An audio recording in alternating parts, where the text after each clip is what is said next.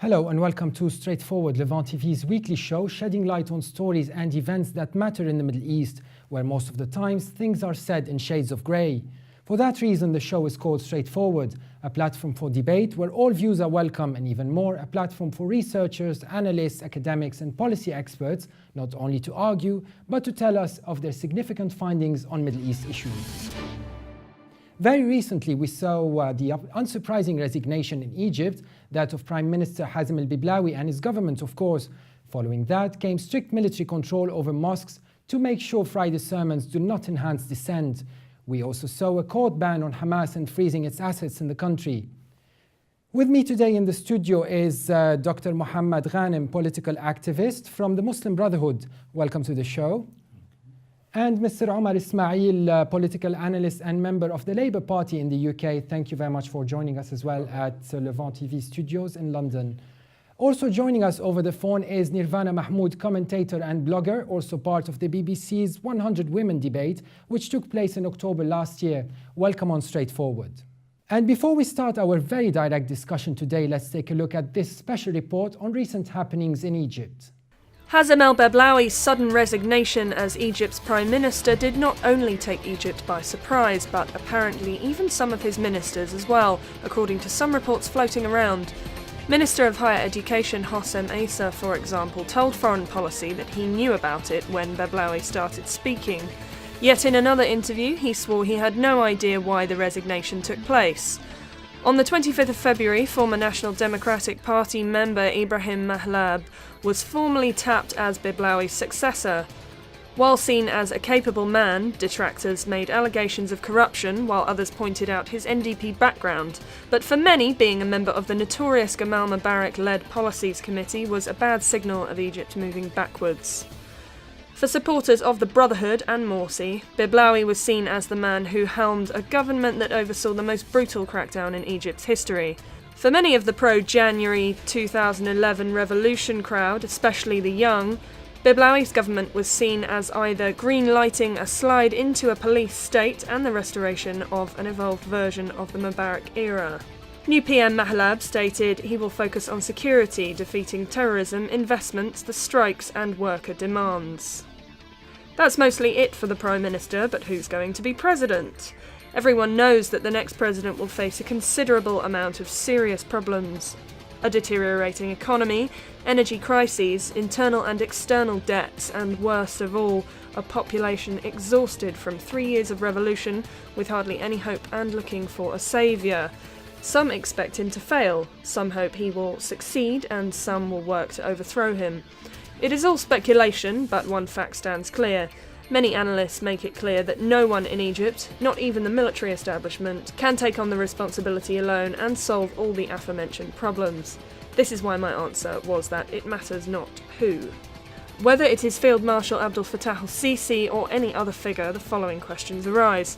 Will the President be able to invite and convince all members of the political spectrum to share responsibility in running the country, including political rivals such as Salafist and the Muslim Brotherhood? Would the President be able to rehabilitate the police system and change its creed from that of protecting the regime to that of providing security for its citizens? Will he be able to provide the opportunity for political parties and political life as a whole to work freely without intervention from the attempts of security apparatuses to dominate and sabotage them?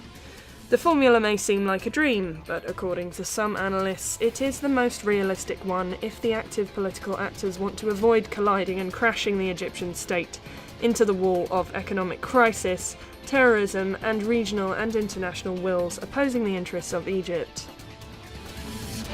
Dramatic changes indeed on the Egyptian scene in the last 2 weeks. Let's start the first section by talking about the ending of Mohamed Morsi's presidency and the shift back to military rule under Field Marshal Abdel Fattah al-Sisi. Dr. Al-Ghanem, let's go back to the starting point of the report where President Morsi was ousted in General Sisi's press address last year in June. What would you be able to say about that? How would you comment about the style of the ousting of President Morsi from a constitutional perspective? Bismillah ar-Rahman ar-Rahim. We must say first, the situation in Egypt was that Dr. Morsi was being elected by the people. there was the parliament, there was the constitution. All these has been agreed by the people in the most democratic, transparent election. Then there was the constitution, which cannot allow al-Sisi, doesn't give him any power, because he was just a minister or defense minister. What he's done is actually against the constitution, against the law, against the will of the people. Although we do agree there is some people politically was indifferent or didn't like what Morsi does. Not Muslim Brotherhood, because Morsi was elected by the Egyptian people, not by the Muslim Brotherhood. And before we move to Nirvana Mahmoud, which would be with us over the phone, let me just ask you a quick question. Could we then say that this is a first in modern day Egyptian politics, the style itself of ousting an Egyptian president by General Sisi? It's not the first. This 52 revolution is similar. Similar. It's the same. What has happened is the army does not like anybody to share him the power. Then the army, when he sees that the will of the people is dominating, or democracy dominating the political environment, he's not used to do that.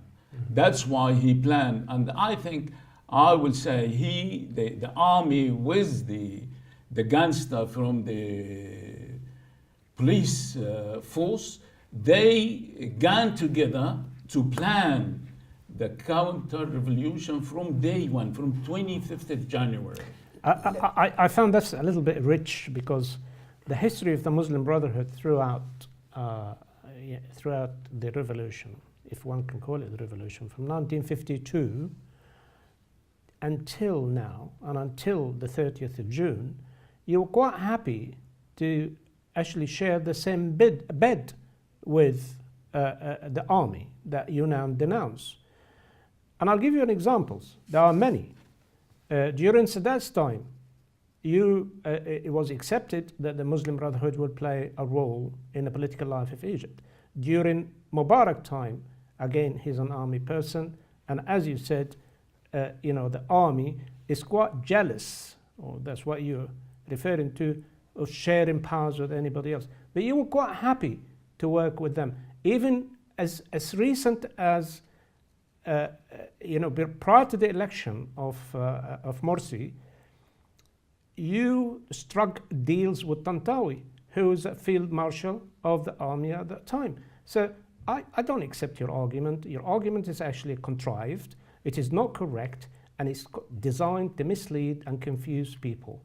The army has played a role, I agree with you, in correcting what happened in the 30th of June and the 3rd of July, based on the fact that if the army did not interfere at that time, there would have been a civil war in Egypt. That's not true. And let me just get, as we are in dire need, of course, to hear the voice of women in the Middle East, let's talk to Nirvana Mahmoud, who is with us on the line. Nirvana, welcome on Straightforward. Thank you very much for joining us today. Thank you. Nirvana, we know very well about your own blogs and comments. Before we start, we hear a lot that you are not someone we could label. Without being modest, we'd like to know from you, what do you do, what part of Egypt you come from, and who do you represent? I am originally from Cairo, and I live here in the UK. I'm a doctor and a blogger and commentator, as you mentioned.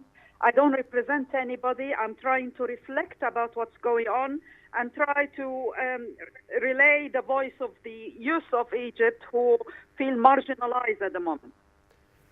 What is your stance on Egypt, on what is happening on Egypt today from the last 2 weeks onwards? Right. I found it very sad and frankly tragic that 6 months after the fall of Morsi, and there is no serious reflection from the Muslim Brotherhood side about their contribution to the failure of Morsi rule of Egypt. We had a chance to have a democracy, and we failed drastically. And this failure is a failure of a lot of people. However, the Muslim Brotherhood were in power, and they should accept that their fair share, which was the major share of failure. June the 30th was not just a counter-revolution, it was also a revolution and a state revolution. A lot of people turned against Morsi, including many ordinary Egyptians. However, I am not supporting military rule. Like your guest from the other side, we had already 60 years of military rule or partial military rule, and nobody wants that again. So I am not with the military and I'm not with the political Islam. Both failed Egypt, and the last 60 years is a big statement which prove my point. Before we move on to replies from the guests here in the studio, Nirvana, while you not only represent the women in Egypt, tell us what you think of women's rights under the Muslim Brotherhood when they ruled. I mean, I'm humbled you say I represent women. I'm just trying to reflect some of the opinion. Thank you.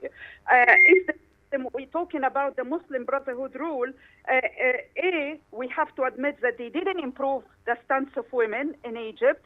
B, they even trying to regress and push some of the rights which were guaranteed during Mubarak time and trying to push it to one side. I heard several statements from some of the Muslim Brotherhood sisters who are arguing that they wanted to reverse some of the rights of women in divorce law. They want to even legalize a lot of things like legal mutilation of women. Let me get Dr. Ghanem to engage with you on that point, particularly when it comes to women gender mutilation, for example. Nirvana Mahmoud was just speaking to us about gender mutilation with women under the Muslim Brotherhood as a plan. It did not happen yet. It wasn't really, they didn't give the go-ahead by the parliament. What do you have to say about things like that? Well, it's just ridiculous. Nobody in a Muslim who understands Islam can agree to mutilation or women mutilation, whatever. This word does not appear in our dictionary. These all issues has been created to label Islam in general. You see here the media in Europe try to promote this as a part of the Islam, which is nothing to do with Islam. We don't believe in that at all. And I would tell you that the women in Islam 1500 years ago have all rights, which hasn't for the modern Europe didn't get it for 100 years. Then all these things they're talking about mutilation and they marry the young girls and all these things. It's just ridiculous. So is it media propaganda? Are we saying it's media propaganda? It is Islamophobia and design. Nirvana, sorry, you were saying something, Nirvana? Yes, please. First, can we please stop shifting the debate to Islam? I am talking about the Muslim Brotherhood, not Islam. So the talk about Islamophobia here is a ridiculous talk. Number two, you can say all that to the MP or the ex-MP Azza al-Garf, who had several reports defending genital mutilation, and it was widely reported, including in the Foreign Policy magazine. Yes. She can deny that if she wishes. No, as a basis from the Islamic rules. But that's what you wanted to do. No, it's not an Islamic ritual or Islamic rules. Get me one rule of Islam which say that. Omar Ismail? Can I just correct what Dr. Nirvana just said? I am not in support of the military, as she indicated. I am here representing Egypt, talking about Egypt. Which Egypt? The Egypt that is lost between the fascism of Islam or the Muslim Brotherhood and the fascism of the state. Right? How could you say fascism? Can I just finish? And I think it is important to make that distinction, that 60 years of military rule. I simply, when I challenged Dr. Ghanem, I just wanted to actually prove to your viewers the two-face politics that the Muslim Brotherhood has taken from has practiced since its inception in 1928. So I think really that Egypt now is lost between the two. And the 6 months, as Dr. Nirvana has just said, 6 months has gone by, nothing is happening, the economy is collapsing, the conditions in the country is not as good as this revolution on the 25th of January wanted it to be. The Egyptians are suffering. We will come back to this point in the second part of our show. Let me get back to Nirvana before we. My last question to you, Nirvana Mahmoud. There was a compromise in the case of Tunisia in the new constitution when it came to women's rights, particularly. Nirvana, do you think the Muslim Brotherhood in Egypt, should they have stayed in power, would have been able to do a compromise like the one that happened in Egypt, where women's rights are guaranteed in the constitution? I wish they made this compromise. I wish they made a compromise in general. I wished on 29th of June, Morsi made compromise and tried to stop the coup from happening. But I can say that Tunisia learned from Egypt. It's not the other way around. If June the 30th didn't happen, maybe we will not get the Tunisians will not get the same rights they are enjoying now in their constitution. Sure. Thank you very much, Nirvana, for joining us today. We will get back to you and engage our guests, but we will be here in the studio, so you're very welcome to continue watching this debate. Thank you very much. Thank you. Dr. Ghanem, you don't seem to agree a lot with what Nirvana Mahmoud was saying. I don't agree, because when you say the Muslim Brotherhood was in power, that's wrong. What was in power is being elected by the people. It was a democratic process. Egypt have lived 1 year in a democratic atmosphere. It hasn't have for thousands of years. And what record show these things? Look at the media. We never stopped the media. The election was very clear and transparent, and Morsi wasn't ruling by Muslim Brotherhood. No, was ruling according to the will of the people. And what Sisi was it the will of the people to protect his own decision and constitutional decisions? What was it? It's a simple question, because this is the first thing that your democratic elected president done, and that shakes people's belief in a democracy. And I think if we are talking about the Muslim Brotherhood, being Democrat is like talking about Adolf Hitler. You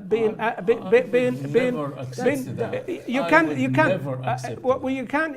It's you're entitled to your opinion, but I'm just trying. Let me finish. Morsi was elected by the people. So was Adolf Hitler. We can't really compare, but yes, you can. I don't understand where you're coming from. I think this is a a religious fascist group that wanted to take. There is no such thing in Islam. Listen. Just let in me what finish sense the point. would it be fascist? Let me finish the point. It's what happened. Sisi done. Let me finish the point. I will get to the point if you let's get back to him in a second. One second. You can challenge me. I want to finish the point. We only have to look at the two countries around Egypt, which has an Islamist rules. Hamas in Gaza and Sudan in the south, both Islamic countries. How many elections did they have since they came into power? How many elections? I think Dr. Ghanem can answer that. none. And I can assure you, none would have happened under. Are we talking here, Mr. Ismail, about elections, 99.99% elections like the ones that I wouldn't. Big dynasties to stay in power? No. Or are we talking about real elections? Are we talking about real elections? Nothing happened in Sudan under Islamist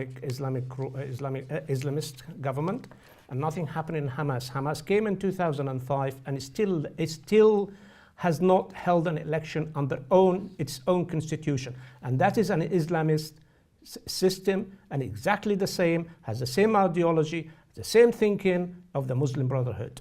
Dr. Ghanem.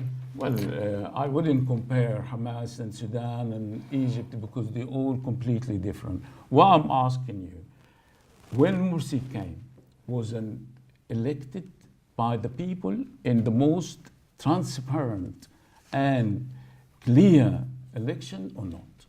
That's the question. Did Morsi, when he came to power, he did put the constitution or was an elected committee which done the constitution? And when they done the constitution, there were a referendum which if people have agreed to constitution or not. Comparing that to what Sisi does, can anybody have a mind or a democratic feeling, or democratic principle, can agree on that? Dr. Ghanem, you know as well as I do that I voted for Morsi. And he has let me down badly. Okay. And I tell you why. I didn't know that. Now, let me explain. Let me explain as to why he let me down.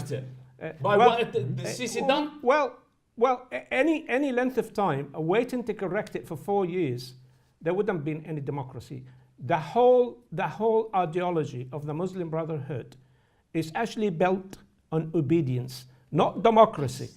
Obedience, and obedience, and you do not challenge anybody. Talking about anybody. election and democracy. But you are is Egypt now living democracy? Now is the transition period. Transition. Now there is an excuse. I'm not there is trying an to excuse. It is a transition period. No, you either accept democracy or not. There was a constitution agreed by the people. Is a transitional period used as an excuse to implement things that some people were not happy about? 8 months now, and Morsi has 1 year. That was more transmission period than what it's doing now. Sisi. I will give you that point, but and I think really you really need to look at Egypt as it is now. Egypt now is actually fighting a war of terror. Against who are the terrorists? Visited on them by the Friends of the Muslim Brotherhood. I wouldn't say, oh, of course. Not the Muslim Brotherhood itself. Well, I have no evidence that the Muslim Brotherhood does this. And until I see the fingerprints of the Muslim Brotherhood, I can't say it. But I have not seen, well, the Beit al-Maqdis, the Daesh, the the groups that come in from Hamas. Now coming in the equation. Yes, they are. They are. Zawahiri before Zawahiri went Al-Qaeda, Ayman al-Zawahiri, before he went Al-Qaeda, he was a member of the Muslim Brotherhood too. His brother was still there as a Muslim Brotherhood member. It doesn't mean that the Muslim Brotherhood adopts its ex-members' ideology. It does, because the history of the Muslim Brotherhood tells you what they are capable of doing. You accept the massacre what's happened in Rabah al-Adawiyya and Nahda. You accept it. That's what they've done. It hurts me to see a Muslim and an Egyptian blood being spilled every single day. Yeah, but you can't even say a word against this coup. Well, yes, I can say a word against this coup. When this coup proved to me that they are not protecting the interests of the Egyptian, they are not protecting the whole country. That is, it was sold the peace at the time, peace in Sinai for the Palestinian, and Halayib in the south for the Sudan. Yes. Let's save a little bit of that to our next section, because the first section was more a background of the recent happenings. We will get in depth in the next section. That was just a background from the previous happenings in Egypt. Let's move now to the changes that took place during the interim presidency of Adli Mansour and the military rule of General Sisi. My first question goes to you, Dr. Al-Ghanem. Why is the current interim rule in Egypt doing everything that it could to isolate the Muslim Brotherhood and make sure none of its figures is in power? Because the key word here is the will of the people.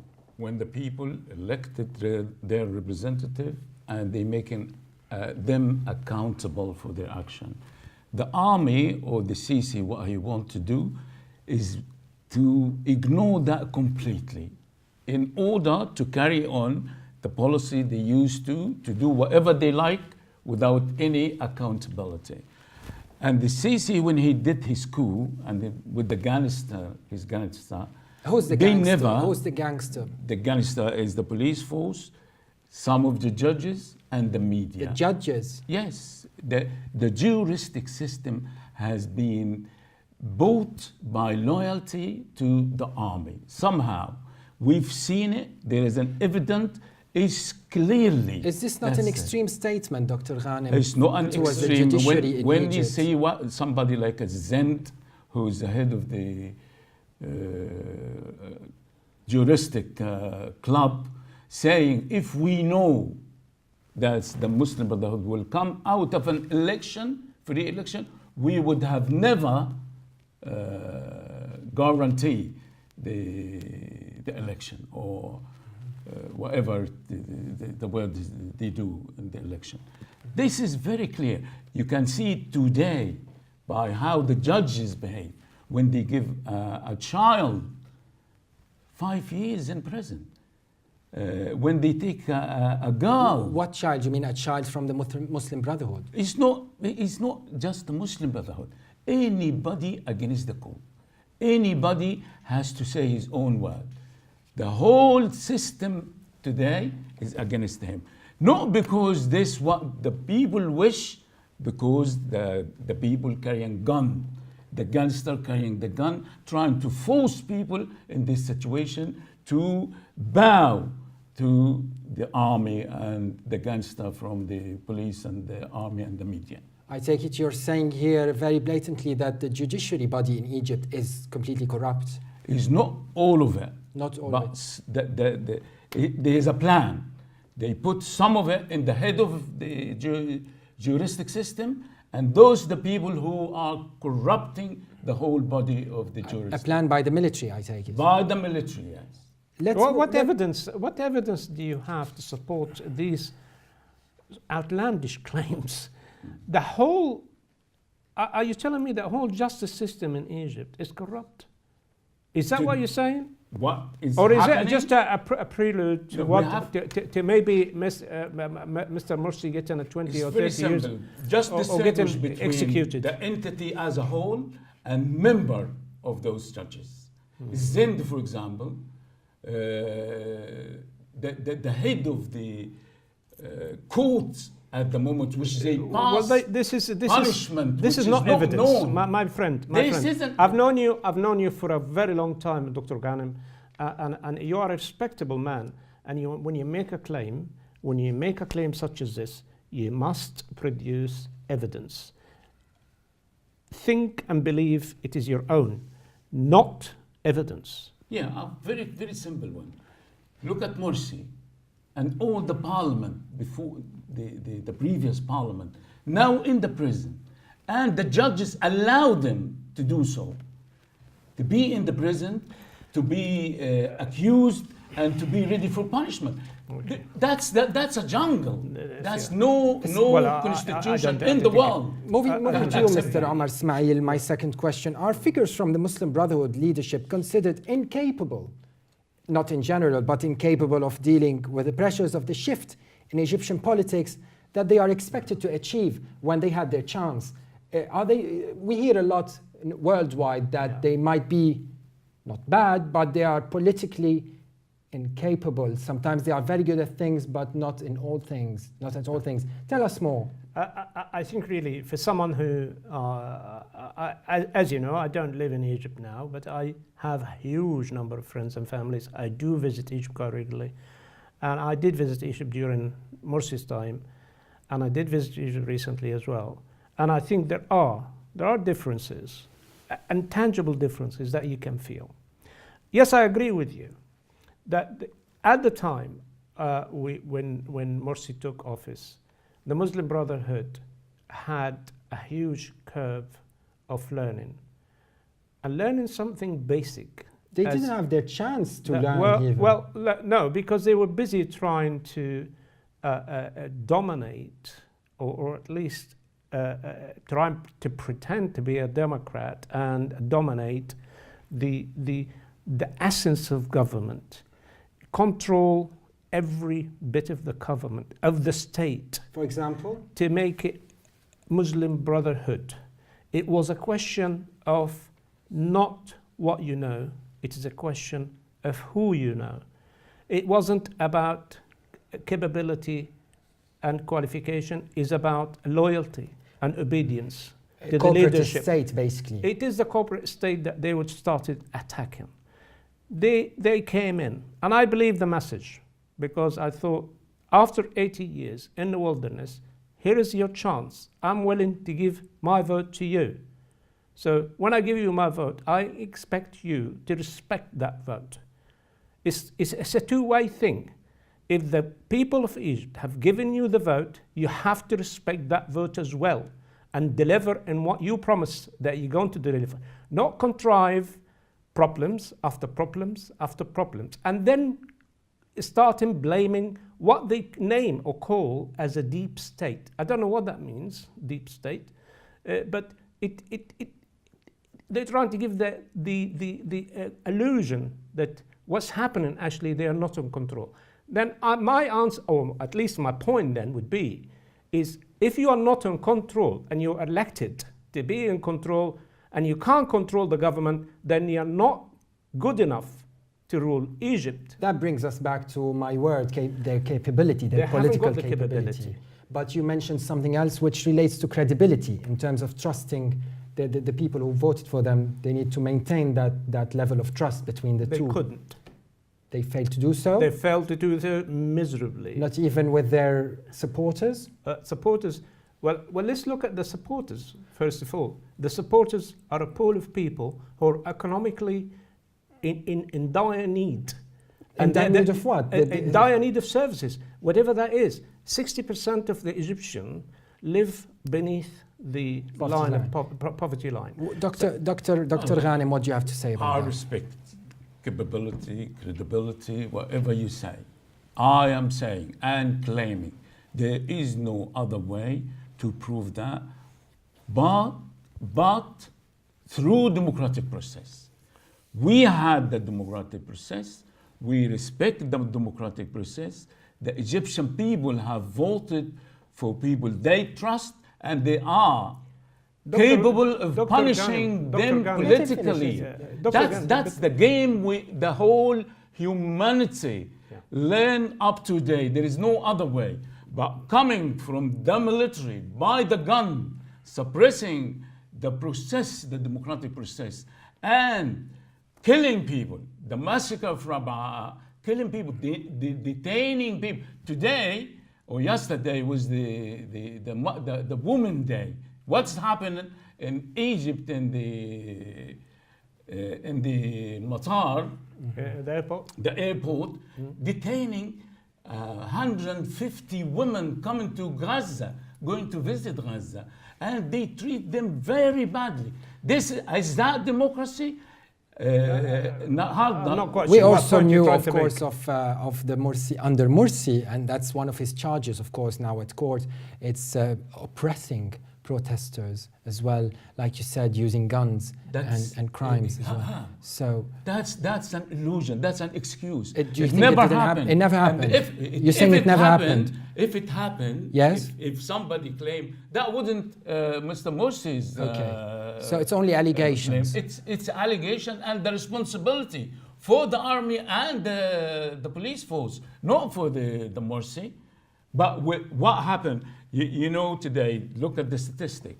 About 4,000 people killed. Mm-hmm.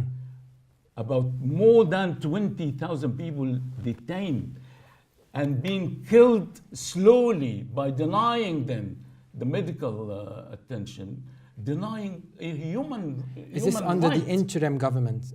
That's what's happening today in the interim government. But it's no interim government. It's Sisi and him gangster. How would someone with so much blood on his hands be a candidate for presidency of such a major country in the Middle East? That's because assuming it's right, yes, whatever you just said. So he will never be president of Egypt by the consent of the people. But by the gun, he will maybe for a time, but the Egyptian people will never refuse to lose the freedom they gained in the revolution of 25th of January.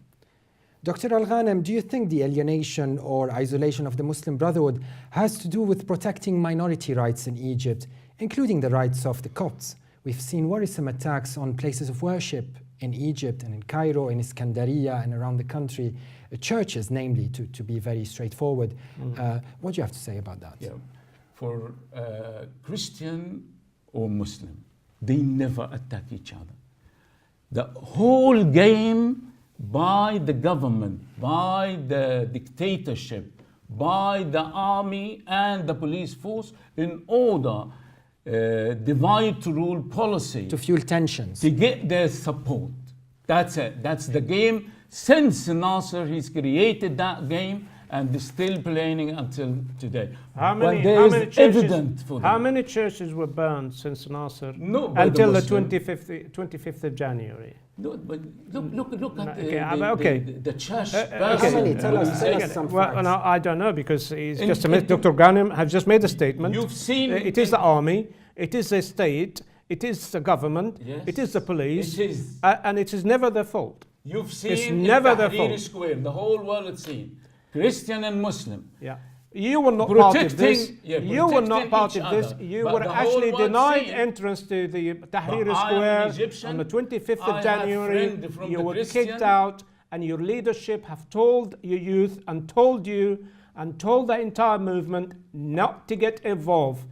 And al-wala lil-qa'id, al-wala, and this is the obedience, The allegiance. the allegiance and the obedience to the leader. To the leader. That's not true. Now- We are a democratic. We believe in democracy. You don't believe in and, democracy. We believe and practice democracy. don't. And we have done Tell us- practice democracy in Egypt, which for If thousands of you- years, it has never appeared as clear as the Morsi time. Dr. Ghanem, let's get back to democracy. You just mentioned that the Muslim Brotherhood practices democracy in supposedly the right way. Now, what about minority rights in a democratic country? They have the right to worship. That's international law, that's Absolutely, humanitarian, human absolutely, rights, basic human rights, the rights yes. of worship. Yes, absolutely. You're denying the involvement of the Muslim Brotherhood in this, In what? in the burning of churches. We no, I will tell you. Yes. No Christian go and burn the mosque. Neither any Muslim go and touch any. Yes, we're not blaming the people, the Christians or Muslims. We have all respects for all religions, but we're talking about the leadership. No, we're talking leadership. about. I've been in this group. Get me. Who's the telling these literature. I individuals to do will this? give you a lecture. Of I will course, simply of course, ask you a question. The people in power, If you the allow me, dictatorship. ask you one question. Ask one question. To Dr. Ghanem. Yeah, Dr. Ghanem, yes. How many of your leadership came out in support of the brothers, the Coptic brother of Egypt, when these churches were burned? None whatsoever. We all came None and whatsoever. denounced any Not aggression one word. against any Not Christian one word. person or an Not Indian one church word. or any institution. Not one word. There is full of words. Give us And I'm telling examples. you, Give Dr. us I'm telling you. Ghanem. Okay, I mean, who said what? I'm not going to get the books. No. Tell No, me but who said maybe what. a leader. I will tell you something. In the Ramadan, I will ask you a question. Yeah. How many churches they do iftar in Ramadan? Well, this How is- many Muslim Brotherhood I am not sharing quite sure. that? I'm not That's quite it. sure why. That's how it should be. Why? That's always the Do case. you Yeah. believe so That- as a Muslim Brotherhood I member? believe so. Do you I believe in believe the so. conviviality in We believe- Egypt? We believe. You as a member, but does the leadership believe in such? 100%, because who is the leadership? Comes democratic. We vote for this leadership. It doesn't come from the The burning space. of a church was not a manifestation of what you are saying as a member, of course, It's, that you know, want to live equally we with know Christians. by evidence, and it's been proved that all the violation against What is mosque the evidence? and the church is I- by is the that the government, same by the army? Yes. dictatorship. Yes. Is that the same army that you're talking about that are now building these churches? Is that the same army that you're accused of burning the churches or bombing? Exactly. He and built now, and he now destroyed. and destroy and Yes. now building them? This is the only way for a dictatorship to. You know I'm better sorry, than me. Mr. Ghanem, divide to rule Dr. policy. Dr. Ghanem, This is the only way Dr. for the Ghanem, dictatorship I think- to I rise think- up I to think- split the nation. I think you'll find that the viewer is much more intelligent and much more sophisticated to know when it is not true what you say. When I'm telling you, you yourself would never believe and get a shred of evidence that as a member of Muslim Brotherhood or any Islamist, rather than the extreme or fanatic which is mad, Like who? he does Like who? any. I don't know. But Are you for the hinting at people I Salafis know, here? Are you hinting at the Salafis? I don't hint to anyone. But I'm saying, as a Muslim, proper Muslim, which I Who's am, a proper Muslim and who's which not? is the one who's modest, who's No, I really want to yes, know. I'm it's just a very good curious. question. the I one agree with who's you. I'm sorry. is humble, who worked for humanity, Yeah. not for a Muslim or a Christian. We believe in all religion, all belief, or even for the people who does not believe, we respect him because the Quran say, وَقُلْ الْحَقُّ مِنْ رَبِّكُمْ فَمَنْ شَاءَ فَلْيُؤْمِنْ وَمَنْ شَاءَ فَلْيَكْفُرْ. Whoever A verse should from the believe Quran, yes. should do so. Then who am I to deny somebody of his belief or to go and destroy his private owner entity or property? There is no way has a mind which believe in Islam can agree in these things. Very good point. Dr. Al-Ghanim, Egypt is a country extremely rich in history, thousands of years of heritage, historical heritage that the world is looking on, especially now that the country is on the verge of being in flames, especially in some parts of it.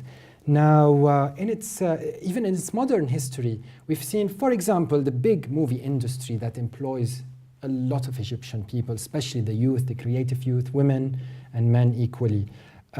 How could this be preserved under any Islamic regime, especially that of the Muslim Brotherhood?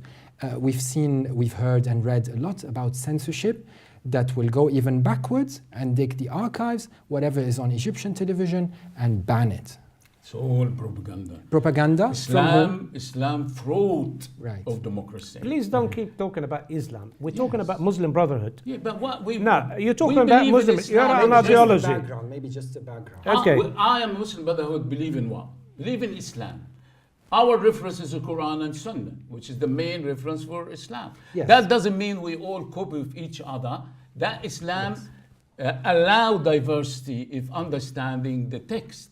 But the main principle is the same. There is no Muslim in the world can violate any human right for another human being. Not What for a about the Muslim or right to non-Muslim. expression in art, in movie production, in music? Is for instance a big legend, for example, like theater? I mean, in That's the why movie we industry, say- that's like why Fatin we Hamama, saw- is she we saw not that. an Egyptian? Is she That's- not Muslim? That's by democracy. Yes. When democracy has a body to legislate, Mm-hmm. this body is representative of the people, the whole people. And whatever they legislate in favor for those people. If the people don't like it, they get rid of them and they get the people to legislate what they like. And this is the human being invention which nobody else had produced anything else. What Egypt need now is democracy. Get rid of the army. The army is fundamentally this. The army is to protect the border, to deal with the enemy, not to kill its own, by its own money. That's something beyond any convention or any constitution. We will now move on the next part and talk about these issues, especially under the possible rule of General Sisi if he potentially became president. We will get to that in the next and last part of our show today. That was a heated discussion a bit earlier, and moving on now to the last section where we talk about the challenges facing Egypt's new president or the president of a new Egypt. Which one do you think, Dr. Ghanim? Is it a new Egypt or a new Egyptian president? Well, I'm just really confused. Egypt at the moment has no system, has no future president unless you bring democracy. I will give you an example. Last week, we had Sisi and Adli Mansour and Mohammed Ibrahim sitting in front of the media, the international media. They claiming by the army they found an apparatus or an instrument which cure AIDS and virus C. And in the world, it's become like a joke. And if you tell me those three people who's going to lead Egypt, I would say Egypt will be better off without them. But under the gun, what system is going to come. The resistance to that coup will carry on, and the Egyptian people will bring back democracy and will bring back a leader, another leader, which they choose and trust, without denying any section, any right. Mr. Omar Ismail, will Marshal Abdel Fattah al-Sisi be able to invite and convince all members of the political fabric to share responsibility in running the country, including Salafists and political rivals such as the Muslim Brotherhood, of course? The Salafists, as we know, have appeared with the Sisi on the declaration of the 3rd of July. We mentioned that. So they play an important part in that. Muslim Brotherhood too were invited in the 3rd of July to join. They refused. They also refused to join. Could you in a invite process them after you ousted them? Well, they were still at that time part of the fabric, as you call it, of the political system in Egypt. One cannot deny that there is a Muslim Brotherhood, there is a movement, it is an ideology, and you cannot destroy an ideology just by killing or imprisoning that ideology. The ideology doesn't live physically, it lives in people's conscience. So just going back to that point, I don't think the Sisi or anybody excluded the Muslim Brotherhood. What happened is the Muslim Brotherhood excluded themselves. They denied the right of the Egyptian people to correct their revolution. Okay, there was an election, but I'll just give you an example. If I appoint a chief executive officer in a company with the understanding that this chief executive officer within a set time is going to achieve the goals that I set for him, and within the 12 months that he has taken post, it has become absolutely and abundantly clear that he cannot do the job. Do I wait for his contract to finish, or do I actually fire him and sack him? And that's what's happened. There's a constitution, of course, that will set the answer to that. Yeah, I agree. But there was a huge amount of pressure on Morsi to actually either democratically step down. Well, it wasn't actually an invitation to step down. He was advised to actually call a referendum. An early election. The powers that control in the country, it is his advisors, people around him. He would not listen to the reason. If the army has left the scene as it was on the 30th of June, and we've seen on that Friday people being killed in Cairo, in 6th of October bridge, people being killed and faction chasing each other. Something has never happened in Egypt. And that is because of the Muslim Brotherhood. They do not want to lose Egypt, because the loss of Egypt, it actually represents a loss of influence worldwide for their movement. The question that you pose is a very important one.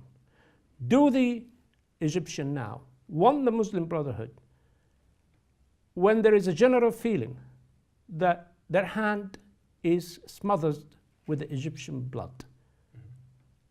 Do they want them back? It is up to the Egyptian people, firstly. Secondly, it's also up to the to the Muslim Brotherhood. If they want to be rehabilitated in the political system, they have to denounce, firstly, that they have to denounce that, like they did before, violence and terrorism, and begin to rebuild the trust. It would sadden me to see capabilities.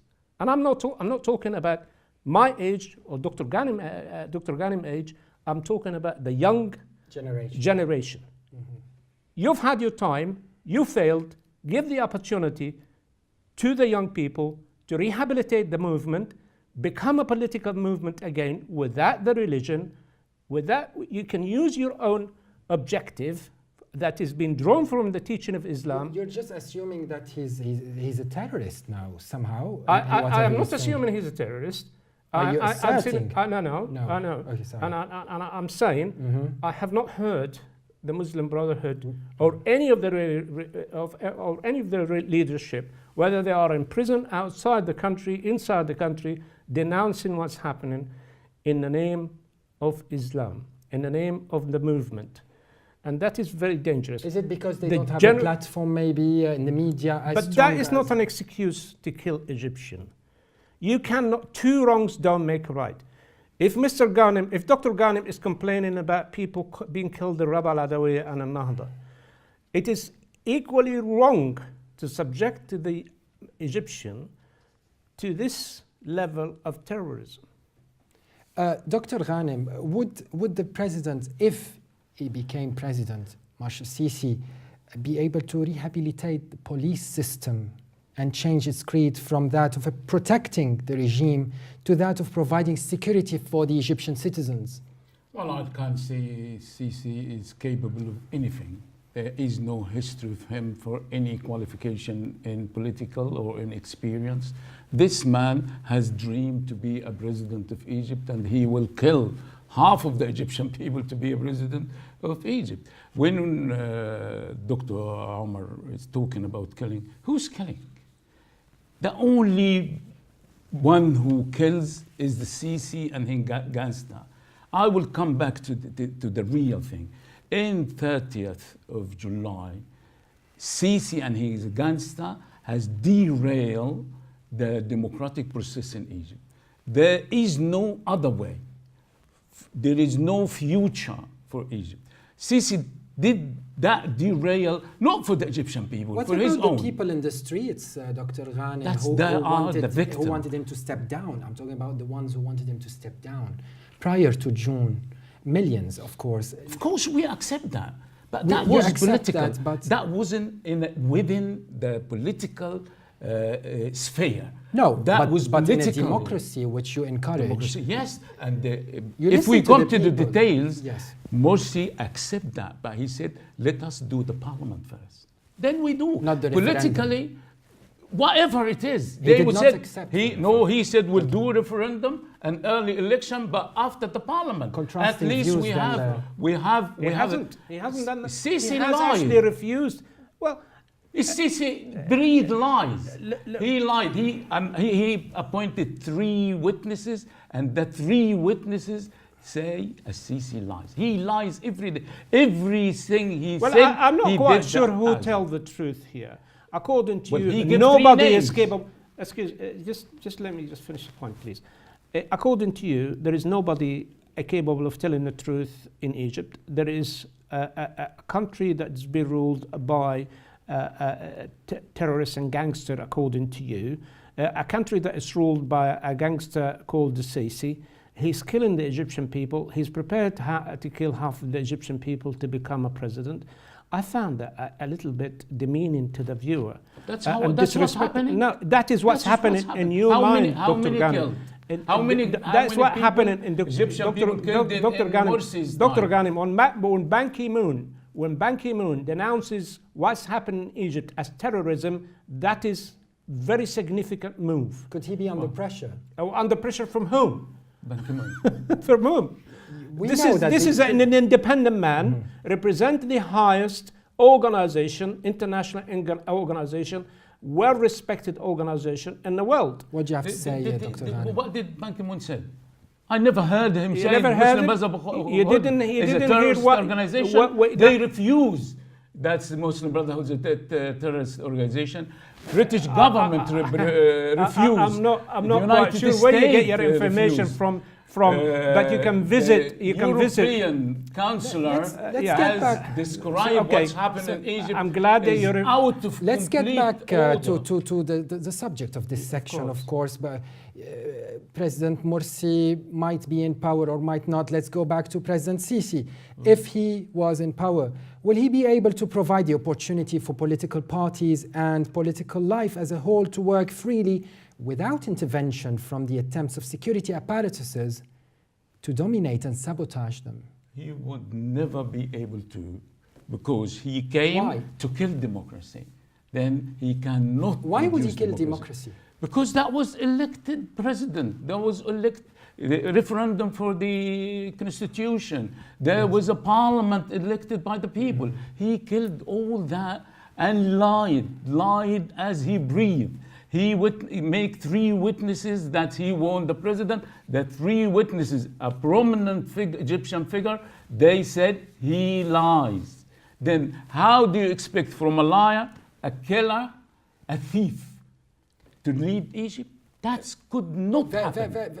Serious accusations there. A thief, you're talking about corruption similar to the accusations of previous former President Hosni Mubarak. Here, a thief of what? A thief of stealing people money. Public money. Public money. He's not fully in power yet. You know, you mean in his previous capacity? When he gets his salary from the people's pocket, yes, asking him or ordering him to do a certain job, and he doesn't do that job and do something else, and against the people's interest, what do you call that?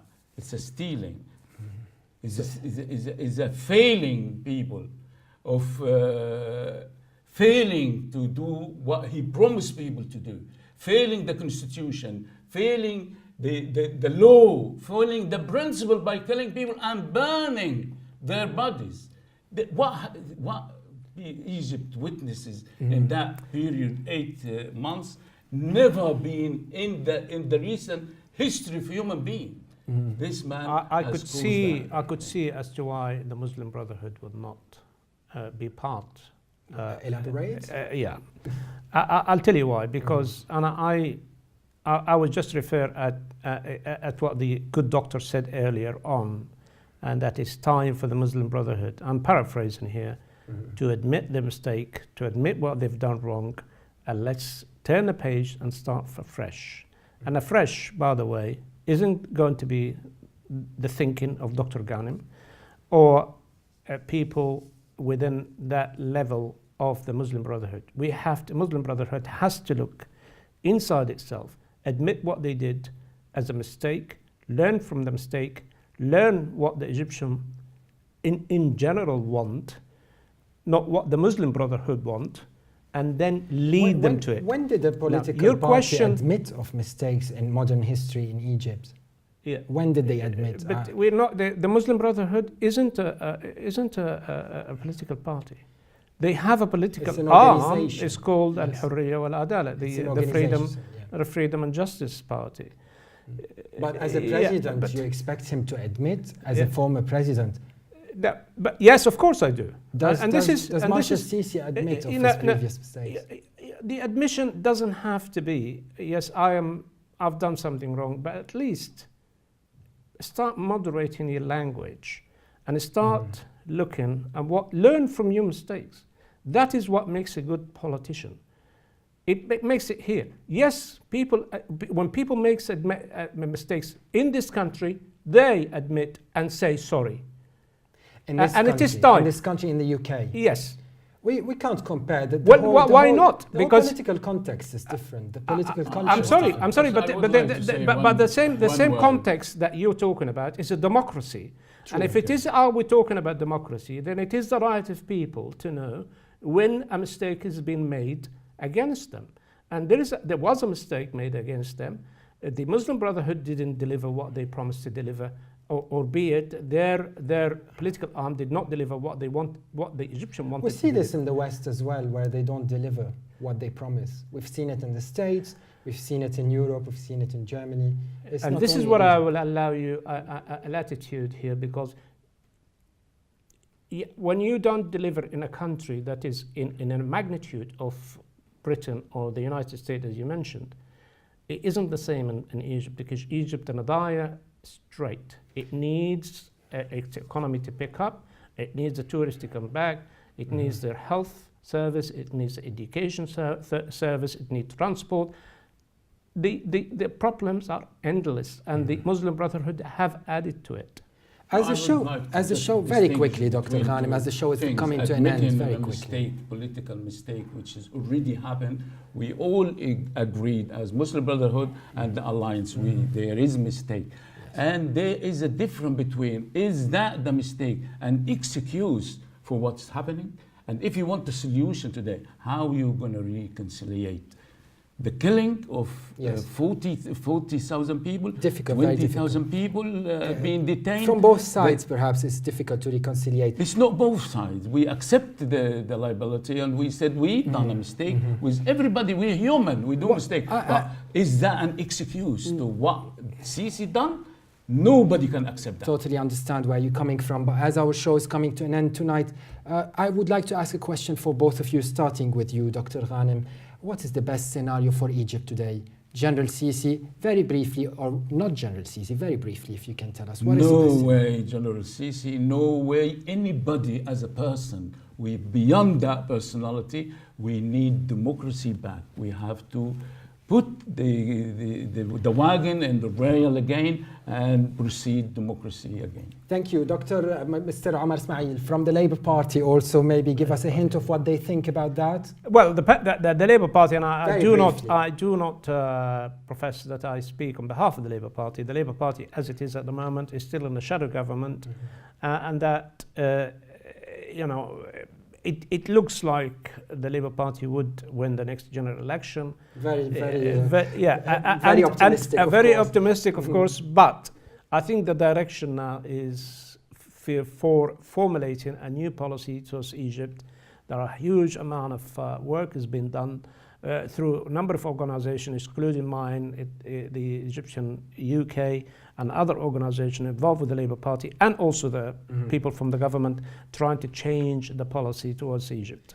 Thank you very much for both of you. Let me now, even though actually I'm very much enjoying this debate, I'm afraid today's episode will have to come to an end.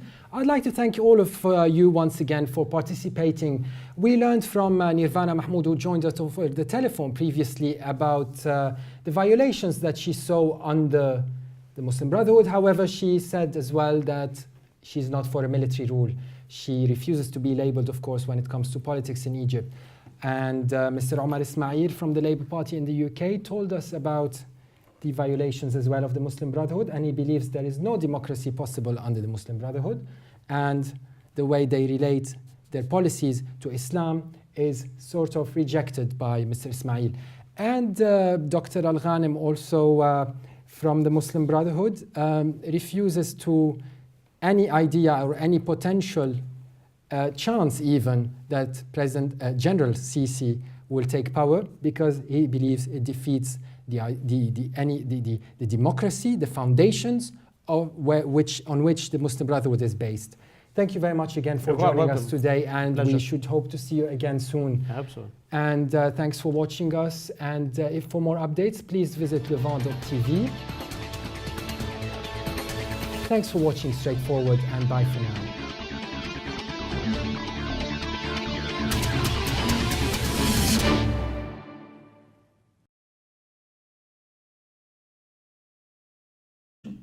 Against the law, against the will of the people. Although we do agree there is some people politically was indifferent or didn't like what Morsi does. Not Muslim Brotherhood, because Morsi was elected by the Egyptian people, not by the Muslim Brotherhood. And before we move to Nirvana Mahmoud, which would be with us over the phone, let me just ask you a quick question. Could we then say that this is the first in modern day Egyptian politics, the style itself of ousting an Egyptian president by General Sisi? It's not the first. This 52 revolution is similar. Similar. It's the same. What has happened is the army does not like anybody to share him the power.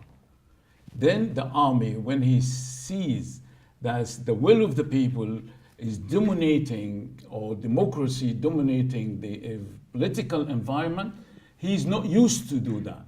That's why he planned, and I think, I will say, the army with the gangster from the police force, they got together to plan the counter-revolution from day one, from 25th of January.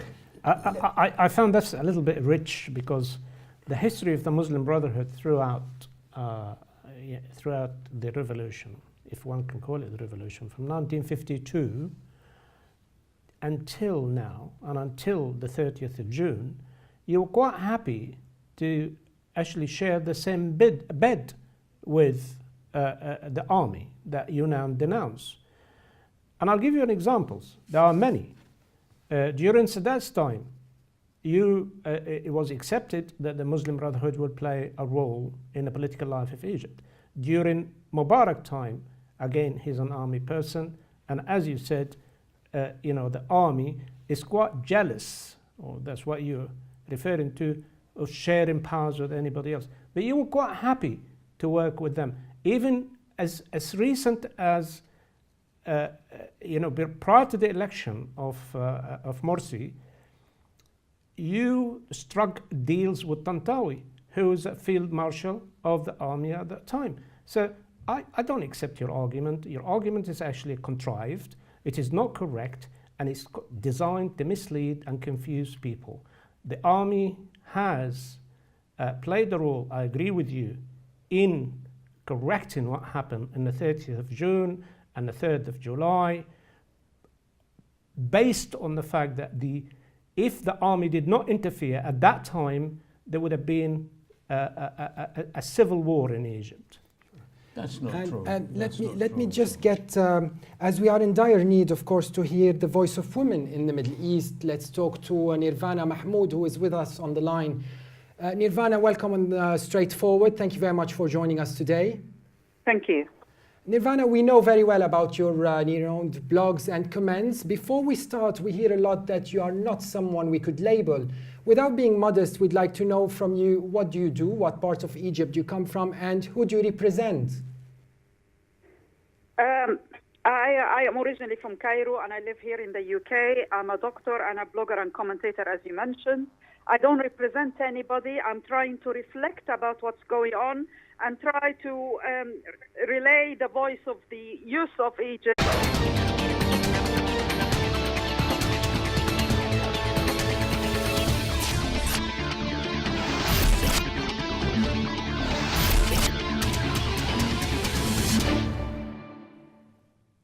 Hello and welcome to Straightforward, Levant TV's weekly show, shedding light on stories and events that matter in the Middle East, where most of the times things are said in shades of grey. For that reason, the show is called Straightforward, a platform for debate where all views are welcome, and even more, a platform for researchers, analysts, academics and policy experts, not only to argue, but to tell us of their significant findings on Middle East issues. Very recently, we saw the unsurprising resignation in Egypt, that of Prime Minister Hazem al-Biblawi and his government, of course. Following that came strict military control over mosques to make sure Friday sermons do not enhance dissent. We also saw a court ban on Hamas and freezing its assets in the country. With me today in the studio is Dr. Muhammad Ghanem, political activist from the Muslim Brotherhood. Welcome to the show. And Mr. Omar Ismail, political analyst and member of the Labour Party in the UK. Thank you very much for joining us as well at Levant TV studios in London. Also joining us over the phone is Nirvana Mahmoud, commentator and blogger, also part of the BBC's 100 Women debate, which took place in October last year. Welcome on Straightforward. And before we start our very direct discussion today, let's take a look at this special report on recent happenings in Egypt. Hazem al-Biblawi's sudden resignation as Egypt's Prime Minister did not only take Egypt by surprise, but apparently even some of his ministers as well, according to some reports floating around. Minister of Higher Education Hossein Issa, for example, told Foreign Policy that he knew about it when Biblawi started speaking. Yet in another interview, he swore he would and the Muslim Brotherhood. Would the president be able to rehabilitate the police system and change its creed from that of protecting the regime to that of providing security for its citizens? Will he be able to provide the opportunity for political parties and political life as a whole to work freely without intervention from the attempts of security apparatuses to dominate and sabotage them? The formula may seem like a dream, but according to some analysts, it is the most realistic one if the active political actors want to avoid colliding and crashing the Egyptian state into the wall of economic crisis, terrorism, and regional and international wills opposing the interests of Egypt. Dramatic changes indeed on the Egyptian scene in the last 2 weeks. Let's start the first section by talking about the ending of Mohamed Morsi's presidency and the shift back to military rule under Field Marshal Abdel Fattah al-Sisi. Dr. Al-Ghanem, let's go back to the starting point of the report where President Morsi was ousted in General Sisi's press address last year in June. What would you be able to say about that? How would you comment about the style of the ousting of President Morsi from a constitutional perspective? Bismillah ar-Rahman ar-Rahim. We must say first, the situation in Egypt was that Dr. Morsi was being elected by the people. There was the parliament, there was the constitution. All this has been agreed by the people in the most democratic, transparent election. Then there was the constitution, which cannot allow al-Sisi, doesn't give him any power because he was just a minister or defense minister. What he's done is actually against the constitution. He had no idea why the resignation took place. On the 25th of February, former National Democratic Party member Ibrahim Mahlab was formally tapped as Biblawi's successor. While seen as a capable man, detractors made allegations of corruption while others pointed out his NDP background. But for many, being a member of the notorious Gamal Mubarak-led Policies Committee was a bad signal of Egypt moving backwards. For supporters of the Brotherhood and Morsi, Biblawi was seen as the man who helmed a government that oversaw the most brutal crackdown in Egypt's history. For many of the pro-January 2011 revolution crowd, especially the young, Biblawi's government was seen as either green-lighting a slide into a police state and the restoration of an evolved version of the Mubarak era. New PM Mahlab stated he will focus on security, defeating terrorism, investments, the strikes and worker demands. That's mostly it for the Prime Minister, but who's going to be president? Everyone knows that the next president will face a considerable amount of serious problems. A deteriorating economy, energy crises, internal and external debts, and worst of all, a population exhausted from 3 years of revolution with hardly any hope and looking for a saviour.